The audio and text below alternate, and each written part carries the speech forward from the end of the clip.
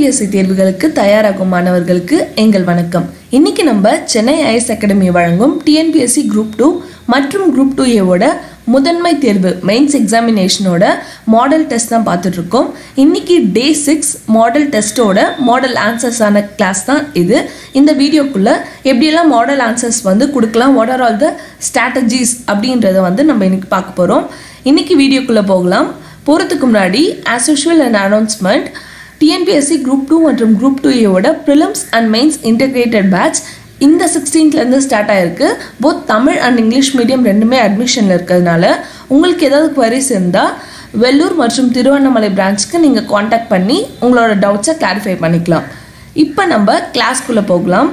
Already நம்ம test 1, 2, 3, 4 and 5 இது 5மே வந்து கிளியர் கட்டாக பார்த்துருக்கோம். இப்போ டெஸ்ட் 6ல் பார்க்க போகிறோம். இன்னும் திருக்குறளோட ஒரு 2 டாபிக்ஸும் லெட்டர் ரைட்டிங் மட்டும்தான் நமக்கு பாக்கி இருக்குது. ஸோ அந்த வகையில் இன்னைக்கு டெஸ்ட் 6ல் நம்ம 3 கொஷின் பார்க்குறோம். 3 கேள்வி.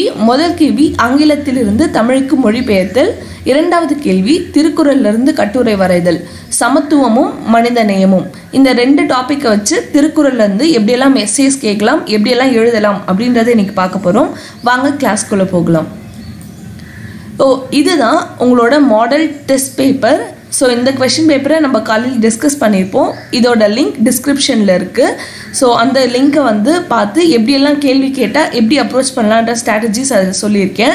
ஸோ முதல் கேள்வியான இங்கிலீஷ் டு தமிழ் டிரான்ஸ்லேஷனில் ஒய் ஈக்குவாலிட்டி இஸ் இம்பார்ட்டன்ட் அப்படின்னு ஒரு கேள்வி கேட்டிருக்கோம். ஈக்குவாலிட்டி அப்படின்னா சமத்துவம். சமத்துவம் ஏன் முக்கியம் வாய்ந்ததாக கருதப்படுகிறது அப்படின்னு ஒவ்வொரு வார்த்தைக்கும் நம்ம அர்த்தம் புரிஞ்சு டிரான்ஸ்லேஷன் பண்ணணும். இதுக்கான 3 கோல்டன் ரூல்ஸும் ஆல்ரெடி நம்ம கண்டினியூஸாக கிளாஸஸ் பார்த்துருக்கோம். ஸோ இப்போ டைரெக்டாக ஆன்சருக்கு போகலாம். இதுதான் உங்களோட first page. Booklet number, register number and signature இது 2த்தையும் நீங்கள் ஃபில் பண்ண பிறகு இன்ஸ்ட்ரக்ஷன்ஸ் படித்து முடிச்சு டிரான்ஸ்லேஷனுக்குள்ளே போகிறீங்க. கொஷின்ஸை வந்து லைன் பை லைன் கீவேர்ட்ஸை ஐடென்டிஃபை பண்ணி கண்டுபிடிச்ச பிறகு நம்ம ஆன்சர் எழுதணும். ஸோ நான் ஆல்ரெடி சொல்கிற மாதிரி தான் எப்போவுமே கீவேர்டை தான் வந்து பார்ப்பாங்க. ஃபார் எக்ஸாம்பிள் ஈக்குவாலிட்டி அப்படின்னா சமத்துவம் அப்படின்ற வார்த்தை உங்ககிட்ட இருக்கா அப்படின்னு பார்ப்பாங்க.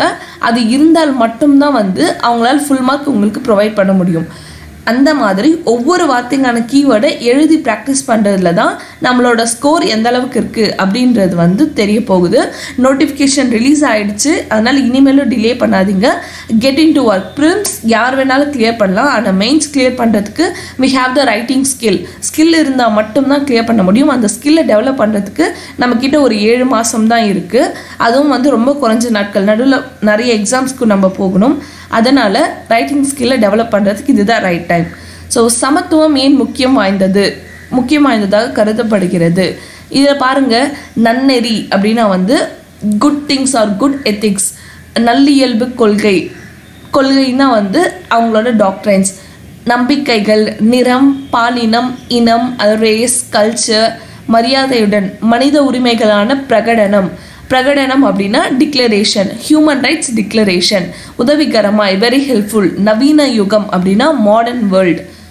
அந்த மாதிரி பல்வேறு வார்த்தைகளை வந்து இங்கே யூஸ் பண்ணியிருக்கோம். 18ஆம் நூற்றாண்டு அப்படின்னா 18th century. அதே மாதிரி சுதந்திரம், சமத்துவம், சகோதரத்துவம் அப்படின்னா வந்து ஃப்ரெட்டர்னிட்டி, ஆப்பிரிக்கா கண்டத்தில், ஆப்பிரிக்கன் கான்டினென்ட், விளிம்பு அப்படின்னா வந்து எக்ஸ்ட்ரீம் ஸ்டேஜ், லட்சியவாதம், சமத்துவமின்மை, பராமரிக்கப்படாத, பசி கொடுமை அப்படின்னா வந்து hunger death.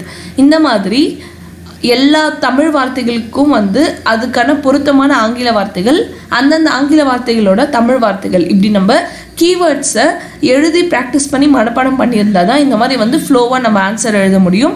Spelling mistake, grammatical mistake இல்லாமல் எழுதணுன்னா இன்னும் கொஞ்சம் பெட்டர் மார்க்ஸ் வரும். ஸோ இதுதான் டிரான்ஸ்லேஷன் பற்றி நம்ம நிறைய பேசியிருக்கோம். இன்னைக்கான திருக்குறளை வந்து பார்ப்போம். இன்னைக்கான திருக்குறள் கேள்வி, வாய்மை எனும் பெரும் குணம் வென்றால் மனித நேயம் வெல்லும்.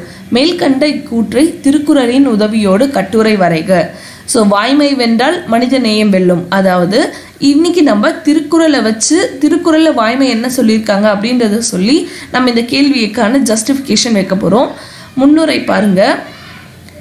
முன்னுரையில் நான் எடுத்த உடனே இவங்க வாய்மைக்கு பெரும் முக்கியத்துவம் கொடுத்ததுனால நான் அதை வச்சு ஆரம்பிச்சிருக்கேன். வாய்மை எனும் பெரும் குணம் வென்றால் மனித நேயம் வெல்லும். இக்கூற்றை திருவள்ளுவர் தம் திருக்குறள் மூலம் கூறிய விளக்கத்தினை இங்கு காண்போம் அப்படின்னு கொடுத்துருக்கேன். முன்னுரை முடிச்சாச்சு. இப்போ பொருள் உரைக்கு போக போகிறோம். திருக்குறள் என்பது 2 அடிகளால் ஆன குறள் வெண்பாக்களால் ஆனது. அத்தகைய திருக்குறள் வாய்மை பற்றி கூறியது பின்வருமாறு. ஸோ இதுக்கு கீழே நான் எழுதி இதோட ஜஸ்டிஃபிகேஷனை நான் முடிவுரையில் முடிக்க போகிறேன். குறள் 1 அதோட பொருள் விளக்கம், குறள் 2 அதோட பொருள் விளக்கம், குறள் 3 அதோட பொருள் விளக்கம், குறள் 4 அதோட பொருள் விளக்கம். இங்கே வந்து கொடுத்துருக்கிறது 200 வார்த்தைகள் அப்படின்றதுனால நான் 4 குறளோட ரெஸ்ட்ரிக்ட் பண்ணிக்கிட்டேன்.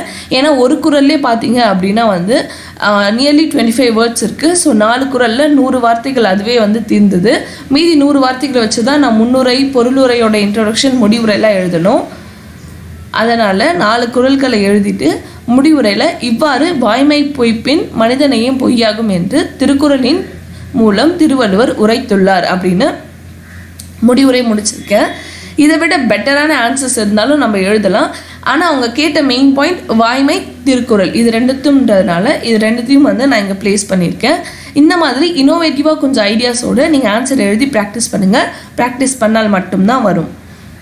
அடுத்த கேள்வி, மனித சமத்துவம் மற்றும் பகுத்தறிவு என்ற உலக பொதுமறையை பற்றி திருக்குறள் உரைக்கும் கருத்துக்களை கட்டுரை வரைக.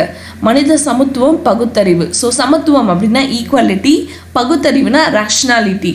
ரேஷ்னாலிட்டினா எந்த ஒரு விஷயமா இருந்தாலும் அதுக்கு பின்னாடி லாஜிக் பார்க்கணும், கண்மூடித்தனமாக எதையும் நம்பக்கூடாதுன்றது தான் பகுத்தறிவு. இதை பற்றி திருக்குறளில் என்ன சொல்லியிருக்காங்க அப்படின்னு பார்ப்போம். முன்னுரையில் பார்த்தீங்க அப்படின்னா வந்து திருக்குறள்ன்றது உலக பொதுமறை. ஏன் அப்படின்னா வந்து அதுதான் மனித சமத்துவம், பகுத்தறிவு இதை பற்றியெல்லாம் வந்து அது பிளேஸ் பண்ணதுனால தான் அது உலக பொதுமறையை இன்றளவும் போற்றப்படுது. என்ன சொல்லியிருக்காங்கன்னு உள்ளே போய் பார்ப்போம். பொருளுரையில் மனித நேயத்தை பற்றி நான் ஆரம்பிச்சிருக்கேன். ஏன்னா மனித நேயம், மனித சமத்துவம் எல்லாத்தையுமே பேசுறதுக்கு அடித்தளமாக இங்கிருந்து ஆரம்பிச்சிருக்கேன். மனிதநேயம் என்பது மனிதனின் உயரிய குணமாகும். மனிதன் மனித நேயத்தை இழந்த நொடியே தன் முடிவை நிர்ணயிக்கிறான். அத்தகைய மனித நேயத்தை புத்தர் காலத்திலிருந்தே போதிக்கப்பட்டு வருகிறது. அப்படி மனித சமத்துவத்தில் திருவள்ளுவரோட கருத்துக்கள் என்ன இருக்குது அப்படின்னு வந்து நான் இங்கே பிளேஸ் பண்ணியிருக்கேன். பிறப்பால் அனைவரும் சமம், பிறப்புக்கும் எல்லா உயிர்க்கும் அப்படின்னு குறளோடு ஆரம்பிச்சிருக்காரு. இதிலிருந்து மனித சமத்துவத்தை பற்றி என்ன சொல்லியிருக்காருன்றது நம்ம தெரிஞ்சுக்க முடியுது. அடுத்து பகுத்தறிவு. திருவள்ளுவர் பகுத்தறிவை பற்றி என்ன சொல்கிறாரு அப்படின்னா, எப்பொருள் யார் யார்வாய் கேட்பினும். நம்ம எந்த விஷயத்தை தெரிஞ்சுக்கிறதா இருந்தாலும் கண்டிப்பாக அதோட உண்மையான பொருளை தெரிஞ்ச பிறகு தான் வந்து நம்ம அதை அப்ரோச் பண்ணணும். அந்த மாதிரி ரேஷ்னாலிட்டி பற்றி அவர் திருக்குறளில் தனி அதிகாரமே ஏற்றியிருக்காரு. இப்போ இந்த கேள்விக்கான ஜஸ்டிஃபிகேஷனை கொடுத்து முடிவுரைக்கு வந்திருக்கேன். இவ்வாறு திருவள்ளுவர் தம் திருக்குறளின் மூலம் சமத்துவத்தையும் பகுத்தறிவையும் பற்றி ஒரு உயரிய கருத்தை அளித்துள்ளார் என்பது மிகையாகாது அப்படின்னு சொல்லி முடிச்சிருக்கேன். இந்த மாதிரி உங்கள் மாடல் கொஸ்டின் நீங்கள் எதை பற்றி கேட்குறோமோ அதோட சென்டர் பாயிண்ட்டை புரிஞ்சுக்கிட்டு ஆன்சர் பண்ணீங்க அப்படின்னா நல்ல மார்க்ஸ் ஸ்கோர் பண்ணலாம். ஸோ இதோட இன்னைக்கு கிளாஸ் முடியுது. அடுத்த கிளாஸில் ஒரு புது திருக்குறள் டாப்பிக்கோடும் லெட்டர் ரைட்டிங்கோடும் மீட் பண்ணுறேன். நன்றி, வணக்கம்.